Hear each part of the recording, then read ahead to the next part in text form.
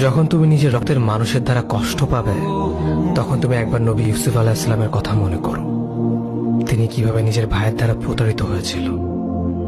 যখন তোমার বাবা মা না বুঝে তোমার বিরুদ্ধাচরণ করে, তখন নবী ইব্রাহিম আলাইহিস সালামের কথা মনে করো। তার বাবা তাকে আগুনে নিক্ষেপ করায় ভূমিকা রেখেছিল। যখন তুমি সমস্যা থেকে পরিত্রাণের জন্য কোনো পথ পাবে না, তখন ইউনুস আলাইহিস সালামের কথা ভেবো। তিনি কতটা সময় তিমি মাছের পেটে আটকা পড়েছিল। যখন তোমার নামে কেউ মিথ্যা অপবাদ ছড়িয়ে দেবে, তখন মা আয়েশা রাদিয়াল্লাহু আনহার কথা মনে করো।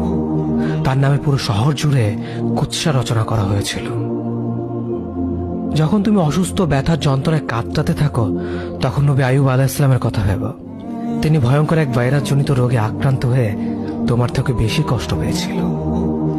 যখন তুমি দিনের কোনো বিধান নীতিতে যুক্তি খুঁজে পাও না, তখন নবী নূহ আলাইহিস সালামের কথা ভেবো। তিনি কোনো প্রশ্ন ছাড়াই মরুভূমিতে নৌকা তৈরি করেছিল।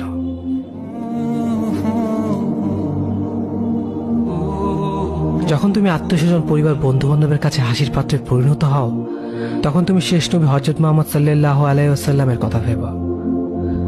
রাসূল সাল্লাল্লাহু আলাইহি ওয়াসাল্লাম বলেছিলেন, সবচেয়ে বড় পরীক্ষা দিয়ে সবথেকে বড় পুরস্কার আসে।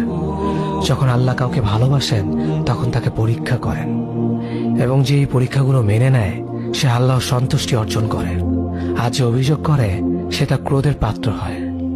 হে আল্লাহ, তোমার কথা মনে করা, তোমার প্রতি কৃতজ্ঞ হওয়ার এবং তোমার ইবাদত করার তৌফিক আমাদের দান করো। আমিন। যেভাবে তুমি সন্তুষ্ট হও, সেভাবেই আমাদের পরিচালিত করো।